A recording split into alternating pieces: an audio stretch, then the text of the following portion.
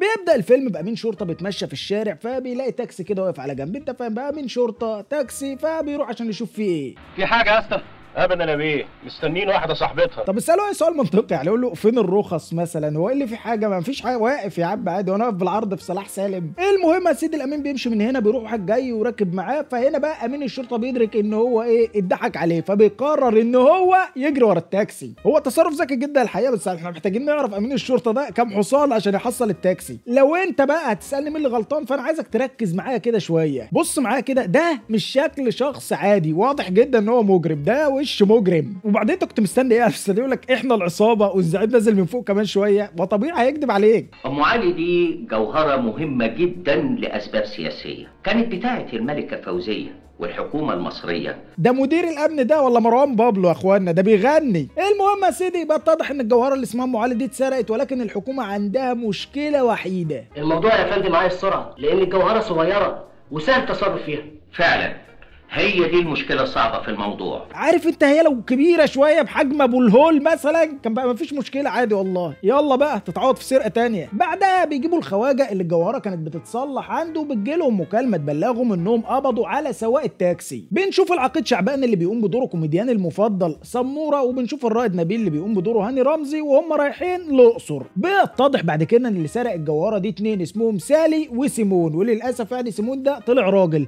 مش عارف بقى هم مسمينه كده عشان هو اجنبي فجاي من سيمون مثلا زي سيمون كويل، بس بالنسبه لسالي ايه ما يعني سيمون المهم يا سيدي ما علينا. يعني الاتنين بقى بعد ما سرقوا الجوهره كانوا طالعين في رحله نيليه، يعني شوف الروقان، شايف المجرمين الكمل. المهم يا سيدي الظباط هم كمان بيركبوا الرحله النيليه علشان يقبضوا عليهم. ما تفهمش لما يطلعوا بحمله، الحكومه تعمل حمله وتروح تقبض عليهم المركب وتجبرهم يجيبوا الجوهره، انا مش فاهم، بس يلا برضه نكمل. ده عايز سخان، ده مش عايز ولع. الحاجات دي حاجات بره دي. بينزلوا بعدها من الرحله علشان ياخدوا جوله في الاقصر، وسالي بتطلب من سيمون ان هو يعرف لهم مين شعبان ده. اسمه شعبان بيه. بيكون في حفله تنكريه تقريبا بالليل على المركب، وسموره بيروح متنكر في شخصيه فطوطه، وسالي بتروح متنكره في شخصيه كليوباترا، بس هي غالبا يعني ايه مكتومه حبتين. واول حاجه كليشيه طبعا في انك توقع اي عصابه، بيحاول سموره ان هو يوقعها في حبه، فبيقرر في اول حاجه ان هو يبعت لها خازوق فبترفضه، فبيبعت لها بعد كده عقده الماظ فبترفضه، فبيقرر ان هو يرمي اخر كارت معاه وبيروح باعت لها ورد، فللاسف بتقبله. شكرا قوي. سيمون بيقعد معاه بعد كده وبيقول له انا عرفت ان انت تاجر اثار، وانا معايا جوهره كده ايه، في واحد عايز يشتريها في ايطاليا، وانا برضو ايه لو انت عايز نصرف لك اي حاجه انا تحت امرك يعني. وهنا شعبان بيقرر ان هو يعمل اعقل تصرف في الكون. نهارك سعيد يا اكسلانس. اللي هو طب خد منه معلومات، اعرف الجوهره فين، اي حاجه. نبيل بيتكلم مع ناديه اللي شغاله على المركب روم سيرفيس، وكانت بتحبه تقريبا من زمان قوي، من ساعه ما طلع على المركب، وكانت فاكره ان هو مجرد شاب كحيان وعلى قد حاله. انا ناديه ضابط مخابرات، وجاي هنا في مهمه خطيره، في جواسيس موجود على المركب، وعشان كده عايزك تساعديني. ده انت يعني دمرت سمعه المخابرات باللي انت بتعمله. فاكراك نصاب وحرامي، كنت فاكراك صايع وضايع، كنت فاكراك متسول ومتشرد، طلعت بطل كبير قوي. ايه الاوفر ده يا حاجه؟ انت كمان انت محسن انكم في الطريق الى ايلات ليه؟ سيمون بيقعد مع سالي وبيقول عدي يا عم عدي يا سيدي.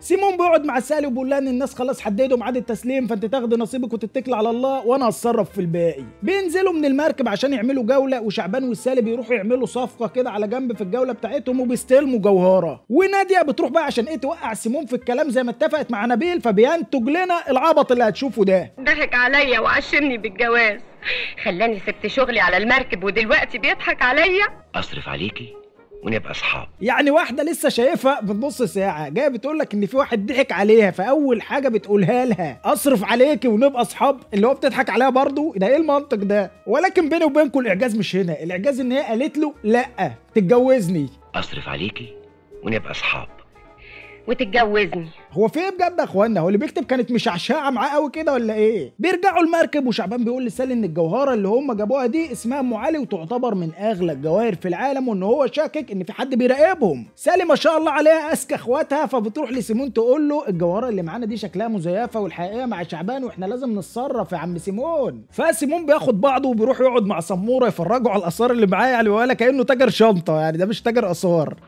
اصلي من المتحف سموره بياخد سيمون وبيروحوا يسهروا علشان نبيل يفضلوا الجو ويروح يفتش الاوض بتاعتهم ويلاقي الجوهره ولكنه ما بيلاقيهاش. وبعدها سموره بيقول لسالي انا عارف انك بتشتغلي مع سيمون ومن دلوقتي هتشتغلي معاه هتشتغلي معاه يا قراري. بيطلب منها سموره ان هي تاخد التمثال الاثري اللي معاه تديه لسيمون وتاخد مكانه الجوهره. طب بالصلاه على النبي يعني ده عمليه مبادله عاديه، بتبدل معاه انت هتدي له تمثال اثري وتاخد الجوهره عادي، يعني مش هقول لك لا، يعني ليه لازم تعملوا سسبنس في الموضوع؟ ما كده كده هتبدل عادي. يعني انت لو قلت لها تسرق الجوهره وتجيبها لك انا كنت ممكن اقتنع عادي، ده عارف اللي هو يعني كده عملت لك حاجه مثلا. بيبدلوا الجوهره بالتمثال وسموره بيبعت الجوهره للحكومه اللي بيبعتوا يجيبوا خبير علشان يفحص الجوهره دي. ما فيهاش اي ريحه مجوهرات او ماس، بس حته ممتازه جدا معموله مخصوص في المانيا. يعني انت لو قلت لي مزيفه هقول لك ماشي، قلت لي ازاز تعدي برضه، انما الماني تحديدا يعني اشمعنى الماني يا صاحبي؟ يعني ده اللي هو شغل الماني فاتضحك علينا شغل فاخر مثلا ولا ده ايه؟ معنى كده ان الاحتمالات خطيره يا فندم؟ جدا. لا مش خطيره ولا حاجه، احنا هننقذ الجنين ان شاء الله. انت بتقول ايه يا اسطى؟ بجد والله لازم بتقولوا ايه؟ طب اطلع جري يا مصطفى والبس اي حاجه وادخل المركب.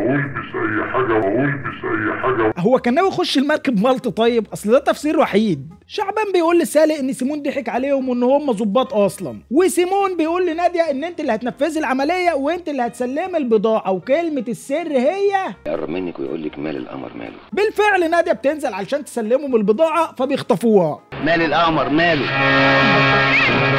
بنشوف سيمون على مركب وهو رايح علشان يسلمهم الحاجه اللي معاه، وسالي وشعبان متنكرين علشان بيراقبوه زي ما انت شفت كده بالظبط، متنكرين في زي صعايده. اللي خطفوا ناديه بياخدوها وبيطلعوا على فيلا وبتقابلها هناك الوليه اللي كانت ماشيه مع نبيل. محدش بقى فاهم منين بيودي على فين، الحكومه نفسها ما بقتش فاهمه حاجه. يبقى التاكسي اللي خدته ناديه لازم ندور عليه، ان اللي هربوا من النهر وراهم شعبان لازم نعرف رايحين فين. ان التاكسي اللي خد السياح العواجيز مع نبيل وما طلعش على كترات كان لازم تمشوا وراه مش تسيبوه كده. هي دي هيئه الجوجل مابس ولا ايه يا اخوانا؟ امال انتوا تعرفوا ايه؟ طيب بيوصل سيمون والمساعد بتاعه المعبد فيلا وبيقابلوا يعني دكتور زاهي حواس تقريبا. السلام، ايه طعم المستكشفين ده يا ريس؟ يعني ده انت شكلك سايح عادي جدا، يعني محدش هيقدر يميزك وسط الناس خالص. شعبان وسالي بيروحوا للمراكبي اللي جاب الراجل الزعيم ده على الجزيره وبيقولوا له احنا محتاجينك في توصيله، فبيقول لهم لا والله انا معايا زبون انجليزي مش هينفع اوصلكم. دكتور زاهي حواس اللي احنا لسه شايفينه من شويه ده بيقول لسيمون انت شكلك كده عجزت والحكومه كشفتك، وبيروح مديله طلقه من العصايه اللي في ايده.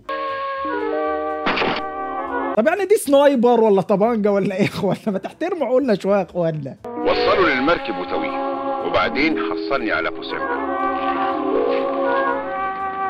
لا وسيمون ماشي معاه كانه قال له ايه خدوا فسحوا وهات له وجبه مثلا. بيرجع الزعيم على المركب بعدها فبيلاقي مين؟ شعبان وسالي هناك، فبيقول لهم وصلوني. هو بالنسبه له تقريبا اي حد بجلابيه خلاص مراكبي بقى مش مهم اللي كان جايبني واحد غيره، يلا وصلني. بيوصلوه. بتنزل سالي بعد كده وراه وبتقول له فين الحاجه، فبيقول لها انت فاكراني عبيط انا عارف انك متراقبه. فبيسيب الام اللي معاه اللي كان لسه ضارب بيه سيمون من شويه وبيطلع مسدس وبياخدها رهينه. بعدها بياخدها وبيروحوا يركبوا مع شعبان اللي بيتكشف هو كمان، ولا يعني غالبا شاف ان ده بسبب صوته. ما قاليش انه في ايده، ما قاليش. بيقول له انت كمان هتيجي رهينه معايا. فشعبان بيعمل نفسه وقع على الارض وسالي بتحدف له مسدس، حركات جاسوسيه بقى واكشن ايه انت فاهم. بنرجع نلاقي نبيل متكتف هو كمان وبيحاول يقنع فار، ايوه زي ما سمعت كده فار، ان هو يقطع الحبل. انا شايف انك انت لو هتقدر تقنع الفار ان هو يقطع الحبل كان ممكن تقنع سيمون ان هو يقول لكم على الجوهره من الاول. الراجل الانجليزي بياخد شعبان وسالي على كرفان في قلب الصحراء وبيقابلوا هناك الوليه اللي كان مصاحبها نبيل اللي هي كتفتهم اصلا هناك فين في الفيلا.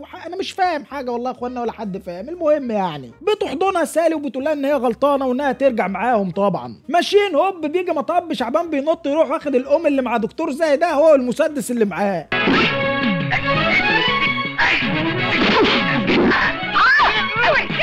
دكتور زاهي بيبقى واقف بيحكم تقريبا، او ما تعرفش عصايته تقريبا مصدر قوته، فهو واقف حاليا بيتفرج بس مش عارف يتصرف، هو مش هيقدر يعمل اي حاجه من غير الشوت جارد اللي شايله ده. سموره بيلاقي تلج افراح فبيرش عليهم، مش عارف ده بقى احتفال باكتشافه للعصابه ولا ان الفيلم قرب ينتهي ولا ايه بالظبط. بينط بعدها من العربيه هو وسالي وبترجع العصابه على الفيلا. كله يرفع ايده فوق.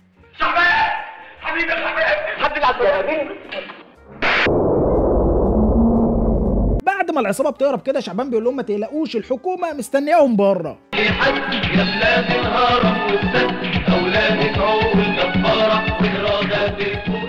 هتقول لي طب الحكومه ما دخلتش معاهم ليه؟ هقول لك لا ده اسرار بقى، وبعدين يعني انت فهمت كل حاجه وقاعد دي اللي انت ما انتش فاهمها خلاص، يعني هي دي اللي مضايقاك. الفيلا كانت زحمه يا سيدي، وقفوا بره عشان النفس. انا مش عارف اعمل معاك ايه بقى، ما انت ما بتجيش بقى في البتاع وتصدر. انا اصلا مش عارف انزل على الفيسبوك ولا لا يعني. خلينا بقى ايه سبسكرايب على اليوتيوب، واعجابني وصلوا الفيديو ده 80,000 مليون لايك، والحاجات اللي الناس بتقعد تقولها اللي هم ايه بيعملوا نفسهم يوتيوبرز، بما ان انا ما بعملش نفسي يوتيوبرز زيهم. شكرا ليكم واستناكم في الحلقه اللي جايه، والسلام.